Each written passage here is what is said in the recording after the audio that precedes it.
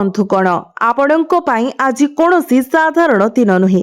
आज आपणक जीवन में किछि घटिबाकु जाउछि जहा आपणको प्रकृत रे आनंद रे उल्लसित करिपारे, जहा संध्या हेबा पर्यंत आपणकर दृष्टिकोण को संपूर्ण परिवर्तन करिदेब। मु आपणको एक सीधा सड़क प्रश्न पचारिबाकु चाहे। गत किछि दिन धरी आपण अनुभव करूछंती कि जेमिति सब किछि अटकी जाइछि, जेपरि आपणक कठिन परिश्रम कौनसी फलाफल देउ नाही, किंबा हुए तो घरे बारंबार हेउथबा छोट छोट उत्तेजनार आपण सम्मुखीन हेउछंती। जदि हां तेबे भल भाबरे सुनंतु, कारण एहा आज आपणक पाई अपेक्षा करिथिबा तीनोटी प्रमुख शुभ खबर सहित जड़ित संकेत। प्रथम, अनेकंक पई आघात भली आसीपारे। आज मध्याह्न पूर्वरु कोनोसी समय आपणक जीवन रे एक वार्ता किंबा खबर आसीपारे जहा आपण केबे संभव भावी मध्य नथिले। यह आर्थिक संपर्कित होई पारे किंबा हुए तो एपरि जणे व्यक्ति को जड़ित करि पारे जहा उपरे आपण बहुत दिन धरी आशा छाड़ी देइथिले। जेतेबेले यह घटे किछि मुहूर्त पाई आपण निज आखि को विश्वास करि पारिबे नाही, किंतु अपेक्षा करंतु, प्रकृत खेल ए पर्यंत आरंभ होई नाही। जदि आपण ए पर्यंत सुनिछंती तेबे गोटी छोट काम करंतु। कमेंट बॉक्स रे भक्ति एवं श्रद्धार सहित जय बजरंगबली निश्चय लिखंतु। आज प्रकाशित हेउथबा शक्ति सीधा सड़क बजरंगबली कृपा सहित जड़ित एवं एही शक्ति केवल सेही मानक पाखरे पहुंचिबो जो माने एही दिव्य संकेत को स्वीकार करंती एवं ग्रहण करंती। ध्यान देई सुनंतु। द्वितीय शुभ खबर प्रथमे आशंकार स्पर्श आनी पारे एवं एथिरे एही संपूर्ण वीडियोर सबुठारु बड़ मोड़ रहिछि। आज आपणक परिवार मध्यरे एक समस्या देखा देई पारे जहा प्रथमे आपणको किछि कष्ट देई थाए, किंतु वास्तव रे सेही समस्या आपणक जीवन रे एक बड़ सफलता पाई पथ प्रशस्त करिबा पाई धार्य होइछि। हुई तो एक पुराना असमाहित घटना प्रकाश पाइबो किंबा कहार आचरण हठात अप्रत्याशित परिवर्तन हेबो। आपण निजको भाबुथिबे पृथ्वी रे कोन घटुछि, तथापि यह ठीक सेही मोड़ जहां आपणकर भाग्य को संपूर्ण उलटाई देबो। आपण हुए तो निजको पचारुछंती किपरि, केवल टिके अधिक समय धरी अपेक्षा करंतु। से प्रश्नर उत्तर तुरंत प्रकाशित हेबो नाही, बरং रेखा तळे टिके आगको आसीबो। ध्यान देबा पाई एक अत्यंत गुरुत्वपूर्ण चेतावनी अछि। जदि आपण आज एक तरबर निष्पत्ति नेइछंती, विशेष करी टंका किंबा संपर्क विषय, तेबे यह एक सुजोग होई पारे जहां आपणक हाथरु खसी जाई पारे। तेणु आज आपणकर मन को शांत रखंतु, पर्यवेक्षण करंतु एवं सठिक मुहूर्त पाई अपेक्षा करंतु। एबे एक संक्षिप्त प्रश्न, आपण कोन वर्तमान एक स्वप्न देखिछंती जोंथिरे पानी एक पथ किंबा आपणक अतीतर केही देखा देइथिले? जदि हां तेबे यह कौनसी साधारण स्वप्न नथिला, यह एक संकेत थिला एवं आज सेही संकेत वास्तवतारे प्रकाशित हेबाको जाउछि। एबे आसंतु तृतीय शुभ खबर विषय जानिबा, किंतु एहा पूर्वरु एपरि किछि अछि जहा आपण अणदेखा करि पारंती। आपणक पाखरे केही अछंती जे चुपचाप आपणक देखुछंती, आपणक कठिन परिश्रम एवं आपणकर प्रयास को देखुछंती एवं संपूर्ण मुहूर्त पाई अपेक्षा करूछंती। एही व्यक्ति आज आपणको सहायता प्रदान करि पारिबे। एबे एठारे एक छोट मोड़ आसुची। आपण भाबुथिबे जे एहा सबुर शेष, किंतु ना, सबुठार गुरुत्वपूर्ण अंश ए पर्यंत आसीबाको बाकी अछि। तृतीय शुभ खबर आपणक जीवनर सेही दिग को परिवर्तन करिबो जहाको आपण सबुठारु गभीर भाबरे अनुभव करूछंती। आपणकर हृदय, आपणकर प्रेम जीवन, आपणकर संपर्क एवं सेही विशेष व्यक्ति जे आपणकर चिंताधारा मध्यरे कोनोसी स्थान रे लुचि रहिछंती। आज संध्या किंबा आज राति रे कोनोसी समय रे एक निर्दिष्ट मुहूर्त आसीबो जेतेबेले आपण हठात कहा पाई एक तीव्र आग्रह अनुभव करिवे, किंबा हुए तो सेही व्यक्ति सीधा सड़क आपणक सहित जोगाजोग करिवे। यह केवल संजोग हेब नाही, यह शक्तिर आकर्षण हेब। तथापि ध्यान दियंतु, कारण एठारे एक लुक्कायित संकेत अछि। जदि आपण से मुहूर्त आपणक हृदयर कथा शुणिबारे विफल हुंती तेबे एही सुजोग आउ आसीब नाही। जदि आपण एही समय मध्य देखुचंती तेबे आपण प्रकृतरे सेही चयनित लोकंक गोष्ठीर अंश जो मानक पाई एही वार्ता उद्दिष्ट थिला। पुणी थरे किछि अद्भुत कथा किंतु संपूर्ण सत्य। आज रातिरे सोइबा पूर्वरु एक चिंता आपणक मन को आसीबो। एहा एक क्षणस्थायी चिंता हेबो जहा आपणकु सेतेबेले संपूर्ण साधारण मने हुए। तथापि सेही चिंता आगामी 7 दिन मध्यरे आपणक जीवनर संपूर्ण गतिपथ को परिवर्तन करिवार शक्ति रखे। आपणकु केवल एहा निश्चित करिबाकु पड़िबो जे आपण एहाकु अणदेखा करिबे नाही। एवं वर्तमान मु एपरि किछि प्रकाश करिबाकु जाउछि जहा आपणकु बहुत भलो भाबरे हलाई पारे। आज केवल शुभ खबरर दिन नुहे, एहा गुप्त रहस्यर मध्य दिन। एक गुप्त कथा अछि जहा आपणक निज घर सहित घनिष्ठ भाबरे जड़ित एवं जदि आपण एहाकु ठीक समय बुझी पारंती तेबे आपण प्रकृतरे बहुत उच्चता को उड़ी पारिबे। किंतु सेही गुप्त कथा कोन ताहा आविष्कार करिबा पई आपणकु आउ टिके अपेक्षा करिबाकु पड़िबो। कारण कहानीर सबुठारु गुरुत्वपूर्ण अंश एपर्यंत प्रकाशित होई नाही। आगकु कोन अछि ताहा एपरि किछि जहा आपण हुएत केबे कल्पना मध्य करि नाहंती। तथापि मु एबे जहा प्रकाश करिबाकु जाउछि ताहा आपणकु आपणक मूलरु दोहलाई देई पारि। कारण आपण एपर्यंत जहा सुनिछंती ताहा केवल प्रस्तावना थिला। प्रकृत खेल एबे आरंभ हुए। भल भाबरे सुनंतु। आज अपराह्न एवं आज संध्या मध्यरे समर एक निर्दिष्ट दिग आसीब जतेबेले आपण अनुभव करिवे जेपरि सब किछि हठात बदली जाउछि। एहा एपरि अनुभव हेबो जेपरि एक अदृश्य शक्ति आपणकु धीरे धीरे एक नूतन दिग को टाणी नेउछि एवं एहा हेउछि सेही सठिक मुहूर्त जेबेठारु आपणकर भाग्यर प्रकृत मोड़ आरंभ हुए।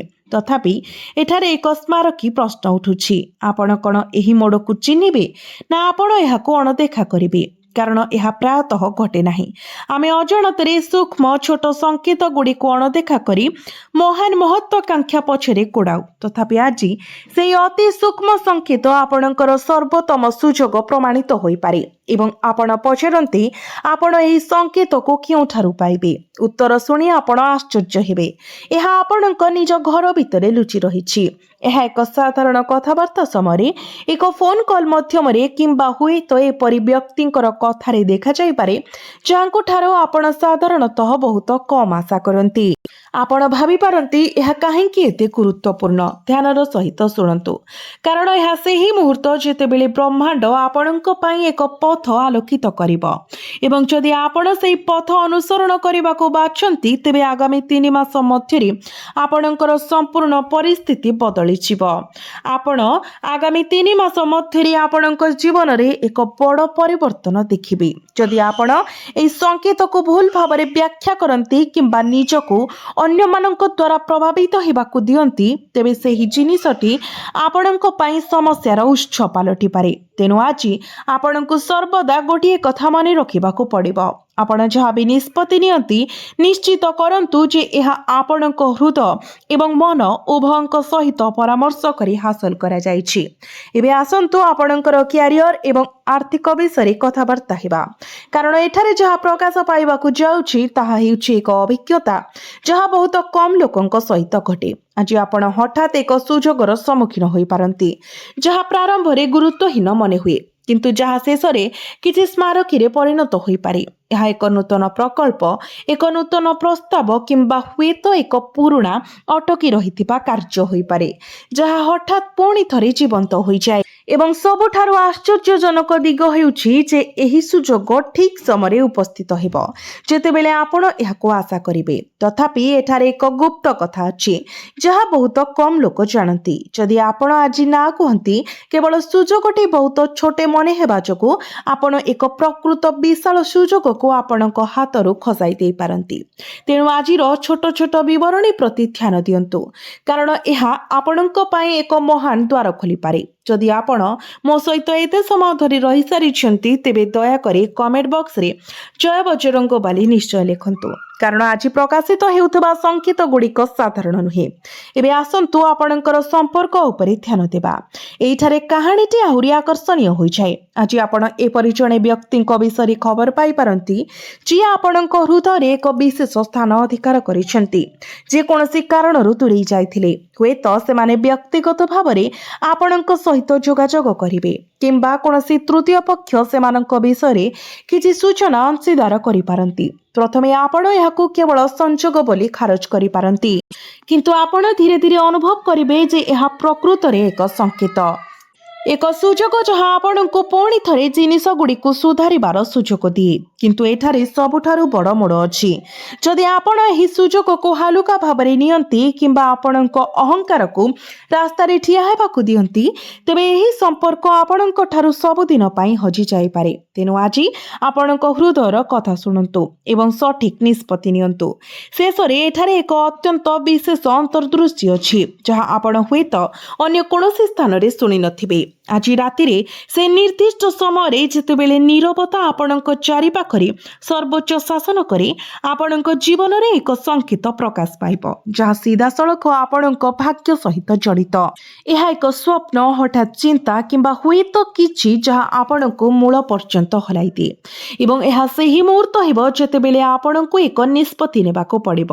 आपण हुएत भाबुथिबे केउ निष्पत्ति केवल टिके अधिक धैर्य रखंतु कारण से उत्तर एपर्यंत प्रकाशित हेब नाही बरं शेष आड़कू यह अनुभव होई पारे जेपरि सब किछि बंद हेबाकू जाउछि किंतु समस्त मध्यरु सर्वोत्तम रहस्य एपर्यंत रहिछि। यह आपणक निज घर आपणक निज प्रियजन एवं आपणक निज भाग्य सह जड़ित एक रहस्य एवं जेतेबेले यह शेष रे प्रकाशित हुए आपण निजे घोषणा करिवे सतरे आज किछि असाधारण घटना घटिछि किंतु सेही मुहूर्त आसीबा पूर्वरु सतर्कतार एक संक्षिप्त शब्द।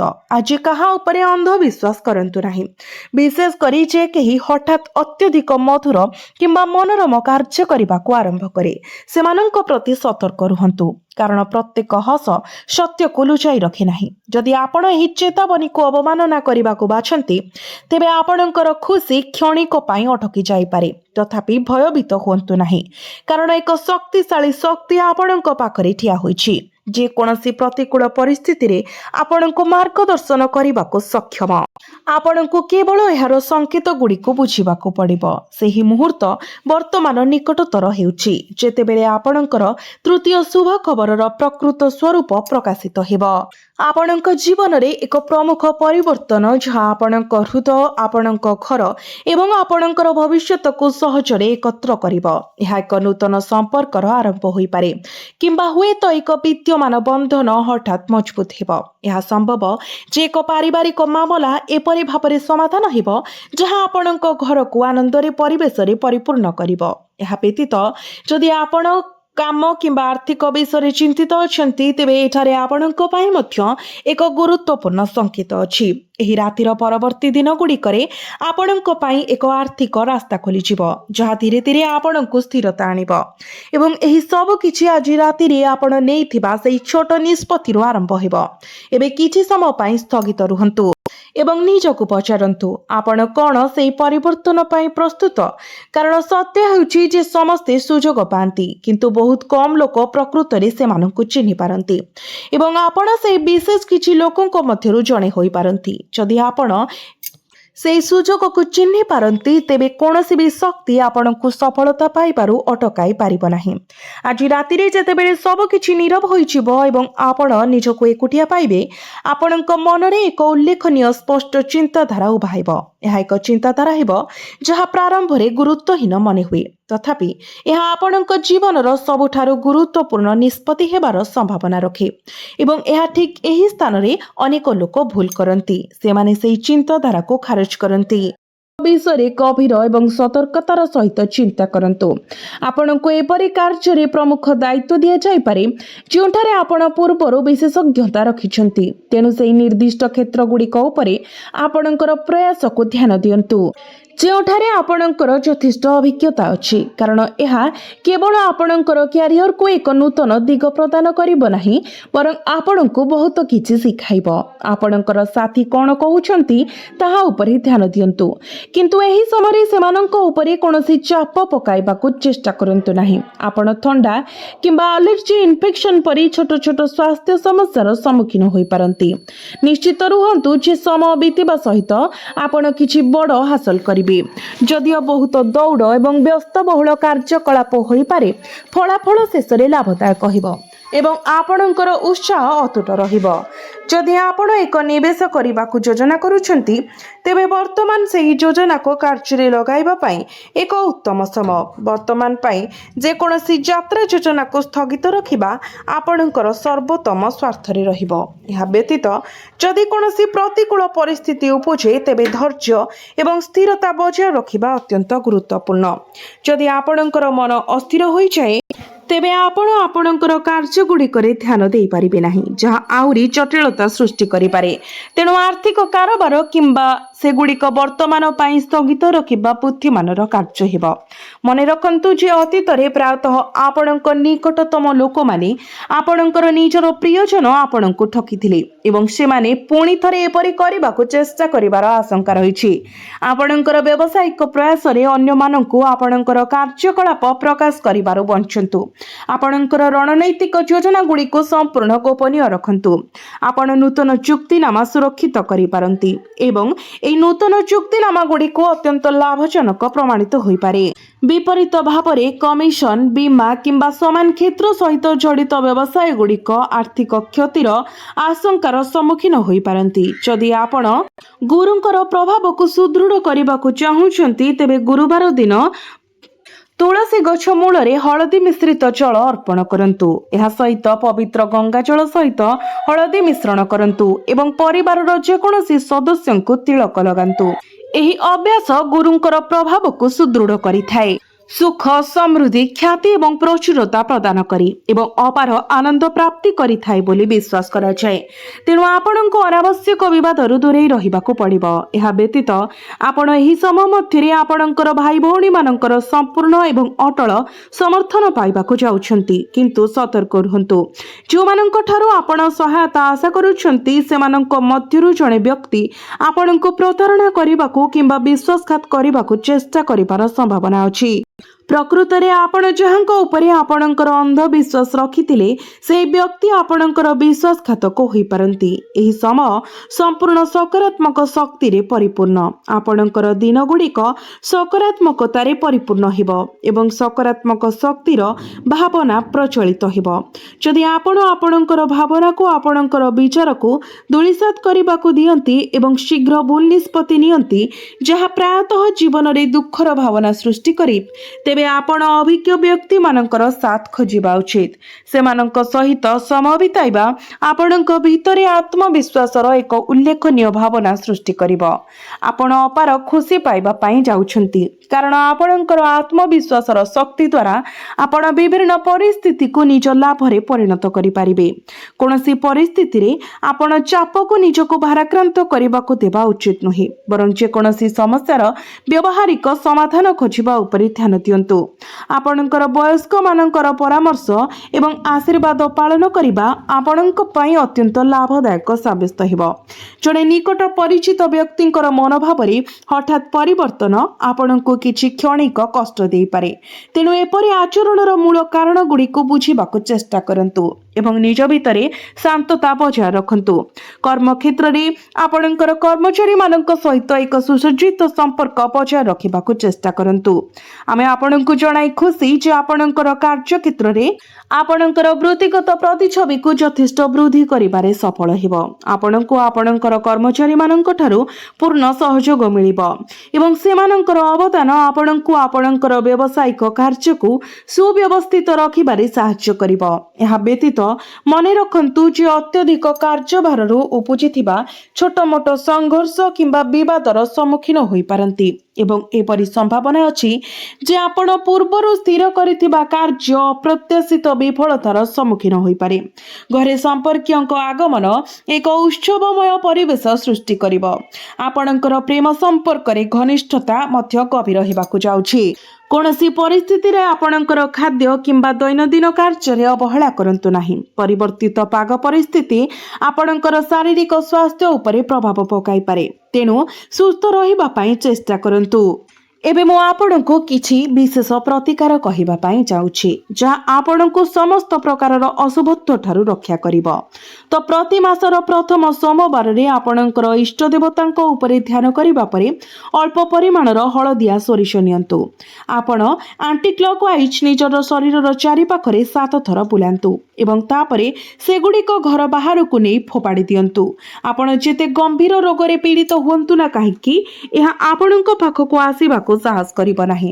ଆଉ ଏକ ସରଳ ପ୍ରତିକାର, ବିଶେଷ କରି ଯେଉଁମାନେ ସେମାନଙ୍କର ବୈବାହିକ ସମ୍ପର୍କରେ ନିଜର ଶ୍ୱଶୁର ଘରେ ସୁଖ ଏବଂ ସମନ୍ୱୟ ଚାହାନ୍ତି, ସେମାନଙ୍କ ପାଇଁ ରାହୁ ଗ୍ରହକୁ ସନ୍ତୁଷ୍ଟ କରିବା ପାଇଁ ରାହୁ ପରିବାରର ଶ୍ୱଶୁର ପକ୍ଷର ସ୍ୱର୍ଗୀୟ ପ୍ରତିନିଧି ହୋଇଥିବାରୁ ସେମାନଙ୍କ ସହିତ ବିବାଦ କିମ୍ବା ଘର୍ଷଣ ସୃଷ୍ଟି କରିବାରୁ ଦୂରେଇ ରହିବା ଉଚିତ।